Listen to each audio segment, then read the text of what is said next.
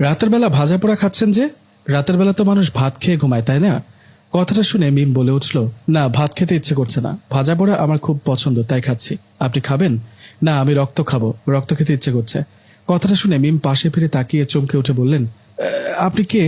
এতক্ষণ কি আমি আপনার সাথে কথা বললাম? হায় হায়, এই রাতের বেলা আমার রুমে আসলো কিভাবে? দরজা তো দেয়া ছিল। ভালোই ভালোই বলেন বলছি, আপনি চোর নাকি?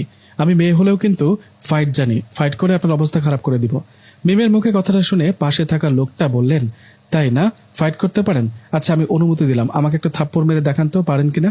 কথাটা শুনে লোকটার গালে ঠাস করে একটা থাপ্পড় বসিয়ে দিলেন। থাপ্পড়টা লাগার পর মিম বলল, এ কি, এটা কি হলো? আমার হাত তো আপনার গালে আটকে গেল, আর ছাড়াতে পারছি না কেন? আমার হাত আপনার গালে আটকে গেল কি করে? কে আপনি?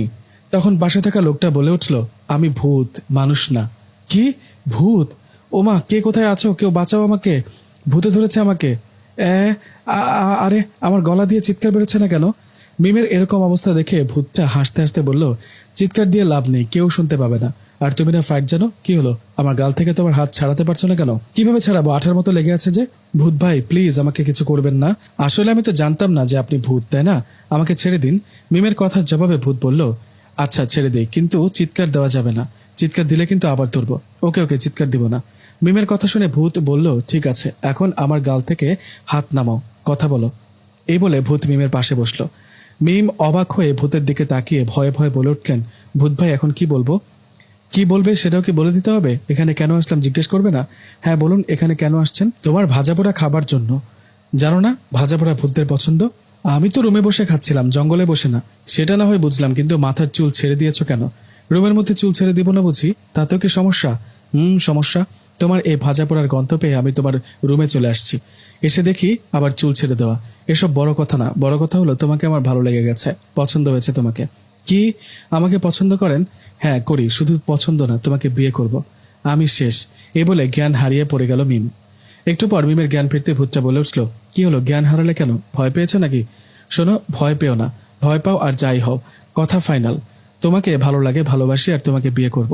আরে আমি ভয়ে জ্ঞান হারাইনি তো, খুশিতে জ্ঞান হারিয়েছে। কি? মানুষ খুশিতে কখনো জ্ঞান হারায় নাকি? কি এমন খুশির খবর পেলে যে খুশিতে জ্ঞান হারিয়ে ফেলে? আপনি জানেন না আমার কতদিনের স্বপ্ন ছিল একটা ভূতের সাথে প্রেম করব, ভূতের গার্লফ্রেন্ড হব। ঢিঙ্কা চিকা, আমার এই স্বপ্ন বুঝি পূরণ হতে চলেছে। ইস, কত স্বপ্ন ছিল ভূতের পিঠে চড়ে আকাশে উড়ে বেড়াবো। চলেন না ভূত মশাই, আমি আপনার পিঠে চড়ে বসি আর আপনি উড়ে বেড়ান আকাশে। মিমের মুখে কথাটা শুনে ভূত নিজেই অবাক হয়ে বলল, কি মেয়ে তুমি! মানুষের কত স্বপ্ন থাকে, এটা হবে সেটা হবে, আর তুমি ভূতের সাথে প্রেম করবার সেই স্বপ্ন দেখো? আরে হ্যাঁ, ভূতকে খুব ভালো লাগে। চলো না একটু আকাশে উড়ি। হ্যাঁ হ্যাঁ চলো, আকাশে নিয়ে গিয়ে তোমাকে নিচে ফেলে দিব। ভয় দেখাচ্ছ? আমি না তোমার গার্লফ্রেন্ড? দূর, আমার গার্লফ্রেন্ড তোমার পাশে থাকলে আমি ভূত হয়েও পাগল হয়ে যাব। আমার গার্লফ্রেন্ড লাগবে না, তোমাকে ভালো লাগে না, চললাম আমি। এই দাঁড়াও, দাঁড়াও বলছি। ভূত বলে কি যখন তখন চলে যাবেন নাকি? এখন যেতে দিব না। কেন? আপনাকে দেখতে ভালো লাগছে, চোখের সামনে ভূত দেখবো ভাবতে পারিনি। আরে পাগল, এটা আমার আসল রূপ না। আমি ভয়ানক রূপ নিলে ভয়ে জ্ঞান হারিয়ে ফেলবা, চিৎকার দিয়ে দৌড় দিবা। তাই নাকি? কই দেখি দেখি তোমার ভয়ানক রূপ। আমার কিছুই হবে না, যতই ভয়ানক রূপ নেন আপনি। এদিকে মিমের এই কথাগুলো পাশের রুম থেকে ওর মা শুনে বলে উঠল, মিম, এই রাতের বেলা কার সাথে কথা বলিস? জবাবে মিম বলল, তোমার ভূত জামাইয়ের সাথে। কথাটা শুনে মিমের মা বলল, কি কি বললি? না মানে বান্ধবীর সাথে ফোনে কথা বলছিলাম, কথা বলা হলে ঘুমাবো। এই বলে মিম মুখটা ভূতের দিকে ঘোরাতেই চমকে উঠল, বুকের মাঝে ধুকপুক করে উঠল। মিম দেখলো ভূতটা খুব ভয়ানক একটা রূপ নিয়ে মিমের দিকে তাকিয়ে আছে। চোখ দুটো সাধারণ কোনো চোখের মতো না, একটা চোখের মনি কালো হয়ে আছে, দেখে মনে হচ্ছে পুরে ছাই হয়ে গেছে। আরেকটা চোখ একটা সাদা হয়ে আছে। মুখটা বৃদ্ধ মানুষের মতো হয়ে গেছে, চুলগুলো বড় বড় আর সাদা সাদা। সবচেয়ে ভয়ানক যেটা লাগছিল সেটা ছিল ওর হাত। ওর হাত মানুষের মতো 5 আঙ্গুলের ছিল না, মুরগির মতো 3টা আঙ্গুল ছিল ছোঁচালো। এটা দেখে মিমের শরীর কাঁপতে থাকে, কিন্তু মিম ভূতকে কিছু বুঝতে না দিয়ে বলে ওঠে, আরে ভূতমশাই, আপনি এরকম হলেন কি করে? আরে আপনার চোখ দুটো এরকম কেন? একটা চোখ কালো আর একটা সাদা। আচ্ছা সমস্যা নেই, অপারেশন করে চোখ দুটো লাগিয়ে নিব।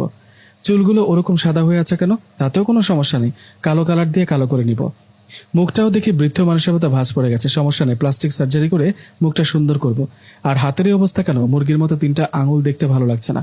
তোমার হাতের দরকার নেই, কেটে ফেলি। মিমের মুখে এসব কথা শুনে ভূত বলে ওঠে, হায় রে কপাল, আমার ভালোবাসার দরকার নেই, আমি আর কখনো তোমার কাছে আসবো না। তোমার পাল্লায় পড়ে যে কি ভুল করেছি, চললাম আমি। মিম বলল, এই থামো, চলে গেলে কিন্তু কবিরাজ ডাকবো। কোন কবিরাজ ডাকবা? কবিরাজ এসে কি করবে? কি আর করবে, তোমাকে বোতলে বন্দি করবে। তোমারও ঘাড় মটকাবো, তোমার কবিরাজেরও ঘাড় মটকাবো। এই বলে বাতাসের বেগে চলে গেল। ভূতটা চলে যাবার পর মিম হাঁপ ছেড়ে বাঁচল। আসলে ভূতকে দেখে মিম অনেক ভয় পেয়েছিল, কিন্তু ভূতটাকে বুঝতে দেয়নি। ভূত চলে যাবার পর মিম সে রাতে ঘুমিয়ে পড়ে। পরের দিন সকালবেলা মিম মনে মনে ভাবতে থাকে, ইস, এখন যদি ভূত আসতো তাহলে বসে গল্প করতাম, কিন্তু ভূত আর আসে না। এদিকে মিম ভূতকে খুব মিস করে, তাই সন্ধ্যার আগে আগে সে পাশে থাকা বাগান বাড়িতে গিয়ে ঘুরে আসে, কিন্তু সেখানেও ভূতের দেখা পায় না। ব্যর্থ হয়ে ফিরে আসে মিম। আগের রাতের মতো সে রাতেও মিম ইচ্ছে করে ভাজা পোড়া খেতে থাকে আর অপেক্ষা করতে থাকে কখন ভূত তার কাছে আসবে, কিন্তু তবুও ভূত আসে না। অনেক অপেক্ষার পর মিম ঘুমিয়ে যায়। হঠাৎ মিমের ঘুম ভাঙে। ঘুম ভাঙতেই মিম দেখে ভূত তার পায়ের কাছে বসে আছে। ভূতকে দেখে মিম বলে, উফ, তুমি আসছো, কত মিস করছিলাম। সন্ধ্যার সময় বাগানে গিয়েছিলে কেন? বাগানে আর যাবে না, জায়গাটা ভালো না। আমরা ওই বড় গাছে কয়েকজন মিলে থাকি। ও তাই, ওকে, আর যাব না। আচ্ছা, আজকে আসতে এত দেরি করলা কেন? আচ্ছা, আমরা বিয়ে করছি কবে? কিসের বিয়ে? তোমার মতো বাগলিকে বিয়ে করার চেয়ে একটা পেত্নিকে বিয়ে করা ভালো। বললেই হলো আমাকে বিয়ে করতে পারবে না? আসলে কথা ঠিকই, আমাকে বিয়ে করতে পারবে না, কারণ একটা ছেলে আমাকে ভালোবাসে, আমিও ওকে ভালোবাসি, আর ও খুব শক্তিশালী। তুমি ভূত হলে কি হবে? ওর কিছু করতে পারবে না, তাই না? নাম কি ওর? নাম শুনে আর কি করবা? বললাম না ওর কিচ্ছু করতে পারবে না, ওর নাম আকাশ। ওকে একটু ওয়েট করো। এই বলে বাতাসে মিলে গেল ভূত। কিছুক্ষণ পর আবার চলে আসলো। ভূত এসে মিমকে বলল, বের করছি ওর ভালোবাসা। ও তোমাকে ভালোবাসে, তাই না? ওকে এমন ভয় দেখিয়েছি আর এমন থাপ্পড় মেরেছি, 2 দিন আর জ্ঞান ফিরবে না ওর। সত্যি ওকে মেরেছো? হ্যাঁ, সত্যি মেরেছি। ওয়াও! ডিঙ্কা চিকা ডিঙ্কা চিকা, উফ, শুনে খুব খুশি হলাম। এই বলে ভূতের সামনে উড়াধুরা নাচতে শুরু করলো মিম। মিমের নাচ দেখে ভূত অবাক হয়ে বলল,